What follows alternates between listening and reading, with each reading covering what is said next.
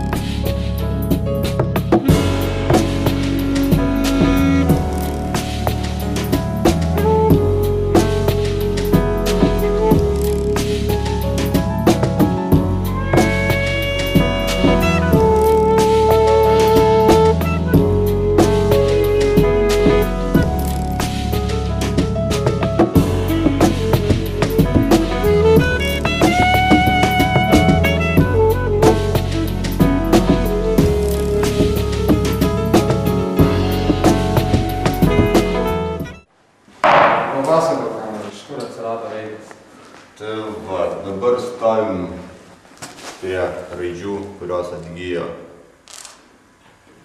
po metų nebuvimo. Pernai metais nebuvo spėta sutvarkyti. O raidžių istorija yra kokia? 38 FIDY. Per vieną policijos FIDY susirinkimą Naktigonėje geria talų buvo nuspręsta, kad kažką reikia padaryti tokio iš Ventų pusės gražaus ir įspūdingo. Seniau FIDY raidės būdavo ne tūrinės, o tiesiog iš lentų padarytos paremtos basliais. Čia 36 FIDY teko matyti nuotrauką, bent jau tokį. Ir kažkaip gurkšnojant talų buvo nuspręsta, kad reikia padaryti raidės ir rimtas jau. Buvo pasidaryti tam tikri brėžiniai. Tuo metu kaip tik turėjom medžio drožlių plokščių ir buvo pradėta daryti darbas, bendrai užtruko 2 dienas plus dažnis. 2 dienas teisininkai ir ekonomistai rūkomainė nerūkė, nes kadangi FIDY neturėjo tuo metu savo darbinių patalpų, ten vyko pagrindinis darbas. O dabar linksmiau? O dabar linksmiau? Ką čia apie linksmiau? Nu, vat kai padarėm raidės, kai buvo nuspręsta jas aplaistyti, va ten tai buvo linksma. Gal trumpai papasakosi? Trumpai papasakosiu. Kiek atsimeni? Atsimenu, tai aš, kas įdomiausia, netgi viską. Nuėjau miegoti 6 ryto. Mane apkrovė buteliais ir sniegu. 7 ryto atsikėliau ir išvažiavau pas Meškauską purkšt vėliavos. Danciai žiūrėjo labai kreivai į mane. Ne, linksmiausia dalis yra jų nugabenimas iki važiavimo. Ypač DRF.